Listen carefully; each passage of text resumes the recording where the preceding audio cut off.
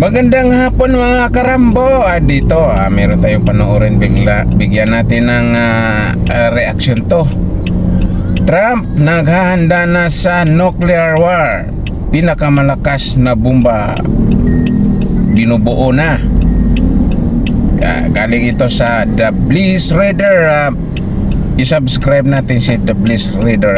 Itong nagbabalita. Maganda yung kanyang balita. Panoorin natin. At para sa ating mga balita, pinakamalakas na nuclear bomb binubuo na ngayon ng Amerika at bansang Indonesia makikialam na sa Gaza. Pero bago natin umpisahan ang ating mga balita, mangyari po lamang na i-like ang video ito para sa patuloy na paghahatid natin ng ating mga updates mula sa loob at labas ng bansa. Malaking tulong po ang inyong like para sa aming mga content creator. Maraming salamat po mga kababayan. Habang patuloy ang labanan sa Ukraine at sa kanlurang Asya, unti-unting lumalala naman ang tensyon sa buong mundo. Mukhang papasok na tayo sa panibagong yugto ng tunggalian kung saan ang bawat bansa ay nagpapakita ng lakas at naghahanda para sa posibleng mas malaking gulo. Kasabay ng pagpapalakas ng militar ng ilang bansa, muling lumilitaw ang banta ng mga sandatang nuklear. Isang seryosong paalala kung gaano kalala ang maaaring mangyari kung mas magiging malala pa ang sitwasyon ngayon. Sa Amerika, may bagong proyekto ang gobyerno na tahimik nilang ginagawa. At yan ay ang pagdadagdag ng panibagong klase ng sandatang nuklear sa kanilang pambansang arsenal. Ayon sa mga ulat, layunin nito na palakasin pa ang kakayahan ng bansang Amerika na depensahan ang kanilang interes at takutin ang kanilang mga kalaban. At ngayon, iniutos umano ni Pangulong Donald Trump ang mas mabilis na produksyon ng mga advanced o mas makabagong nuclear weapons. Isa itong desisyon na maaaring magdulot ng mas matinding tensyon sa buong mundo. Pero pag may ibang bansa, napakalakas ng ating bansa. Mas makapangyarihan tayo kaysa sa inaakala ng karamihan. Mayroon tayong mga armas na hindi pa alam ng kahit sinuman at ito ang pinakamalalakas na sandata sa buong mundo. Mas malakas kaysa sa meron ang kahit anong bansa, wala ni isa ang may kahawig ng armas na ito. Hindi man tahasang inamin ni Donald Trump, lihim na gumagawa ngayon ang Amerika ng bagong uri ng sandatang nuklear na kilala sa pangalang B6113 program.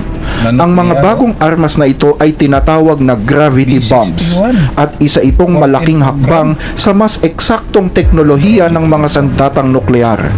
Ang isang B6113 gravity bomb ay sinasabing 24 na beses na mas makapangyarihan kaysa sa bombang ibinagsak sa Hiroshima.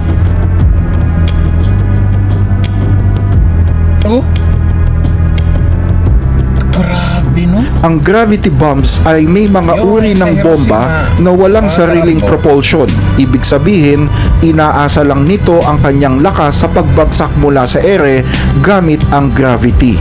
Ang programang ito ay pinagtutuunan ngayon ng pansin lalo na sa paggamit ng mga strategic bombers tulad ng B-2 Spirits. Sa ganitong paraan, ang B6113 ay kayang tumama ng eksakto sa matitibay at malalalim na target gaya ng mga bunker, command centers at missile silos.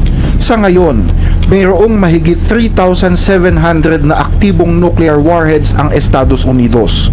Bahagi ito ng mas malawak na arsenal na binubuo ng intercontinental ballistic missiles, submarine launch missiles at strategic bombers. Ang arsenal na ito ay bahagi rin ng global nuclear landscape kung saan ang mga bansang tulad ng Amerika, Russia, China, France, UK, India at Pakistan ay may kani-kanyang kakayahang nuklear. Ang mga bagong development sa nuclear bombs ay nagpapakita ng tumitinding tensyon sa pagitan ng mga bansa na may kakayahang bumuo ng nuclear bombs. Habang unti-unting nawawala ng halaga ang mga agreement sa pagpigil ng mga sandatang nuklear, nagiging karera naman ito ngayon ng mga bansang makapangyarihan sa mundo.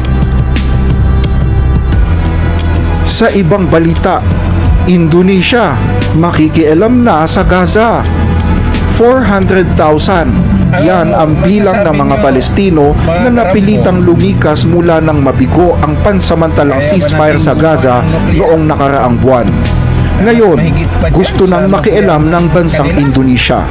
Kamakailan ay naglabas ng pahayag si Pangulong Grabe. Prabowo Subianto ng Indonesia kung saan sinabi niya na nais ng Titingnan kanyang na lang bansa natin na kung may mag-alok ng pansamantalang kanlungan nuclear bomb para na sa mga Palestino na bumagsak. naapektuhan ng digmaan. Titingnan Ang alok lang na ito natin, ay wala pansamantala man tayo. lamang at para lang sa mga ulila at mga nangangailangan ng medical na atensyon. Suggestion ko dito, Inaasahan ni Subianto kahit wala na tayong aabot sa nuclear, 1,000 evacuees ang darating sa unang yugto. maganda yung suggestion Ito ay ko. kasunod ng mga talakayan sa Jakarta kamakailan Yan ang tungkol sa isang naisip pilot din program natin. na magpapahintulot sa mga taga-Gaza na lumipat sa Indonesia para magtrabaho. Kaya ang tanong, ano ang nasa likod ng mga hakbang na ito? Ano ang layunin ni Subianto sa proyektong ito? Jet fighter, Ang Gaza ay unti-unti nang nagiging isang killing field mula nang muling paigtingin ang Israel ang kanilang opensiba noong nakaraang buwan. Umabot na sa 1,449 ang bilang ng mga napatay na Palestino at halos 400,000 ang napilitang lumikas. Ngayon ay nag-aalok ng tulong ang Indonesia. Handang tumanggap si Pangulong Prabowo Subianto ng mga Palestino, partikular ang tulong sa mga pangangailangang medikal, lalo na ang mga batang naulila dahil sa digmaan.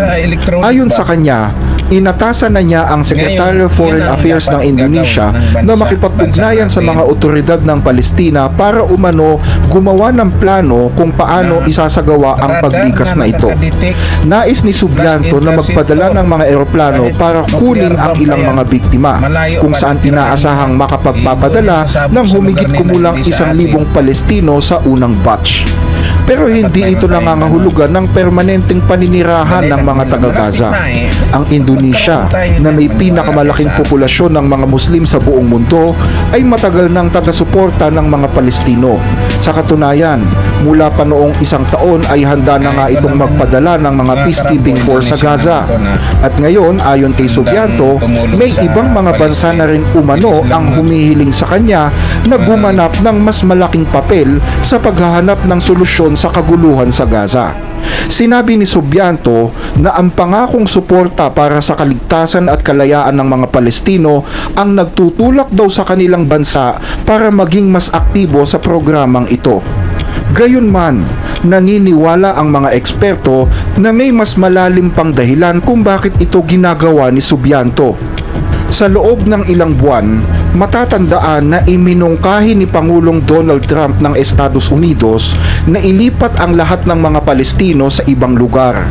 Kunin ang kontrol sa Gaza, pangasiwaan ang malawakang paglilinis dito at pagkatapos ay paunlarin ito bilang isang pangunahing real estate project. Isang plano na nagustuhan naman ng Israel.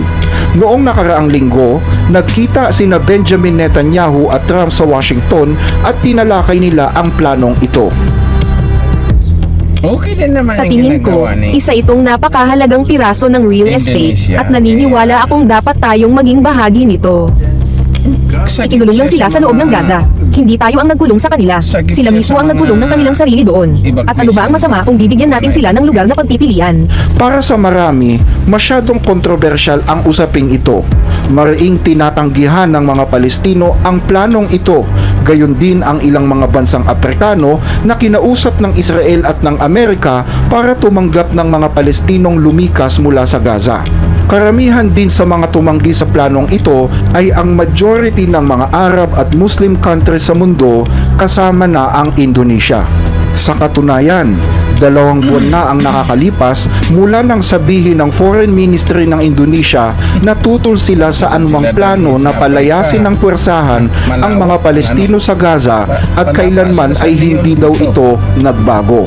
Pero sa pagputok ng issue tungkol sa mataas na buwis na sinisingil ni Donald Trump sa mga produkto ng mga bansa sa Asia, hindi ngayon magawa ng mga bansang ito na isnabin ang plano ni Trump sa Gaza.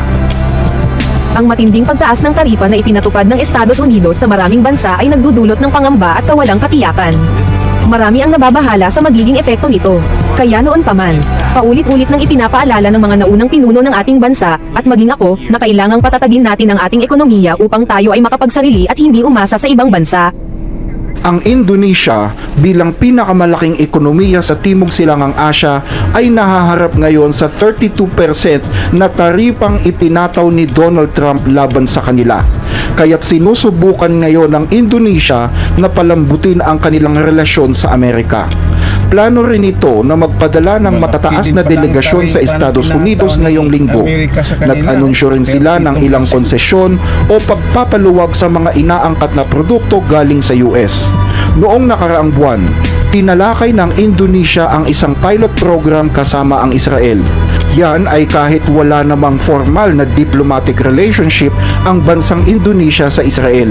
Pero nagbukas ng espesyal na linya ng komunikasyon ang Jakarta at Jerusalem para talakayin ang plano na payagan ang ilang mga taga-Gaza na makapasok sa Indonesia bilang mga manggagawa.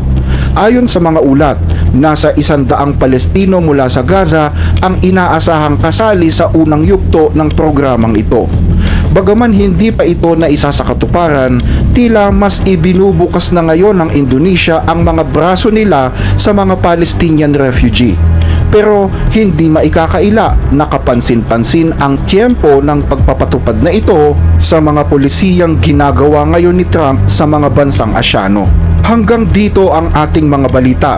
Regular naming binabasa ang inyong mga comment, kaya huwag mag-atubiling i-share ang inyong opinion sa mga napapanahong issue. Maraming salamat po sa inyong pakikinig.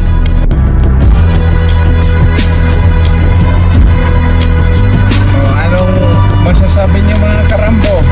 Comment lang kayo at opinion niyo, suggestion dito. Ang aking suggestion tungkol dun sa nuclear, gagawa tayo ng pang-interceptor, yung mga radar na high-tech na kahit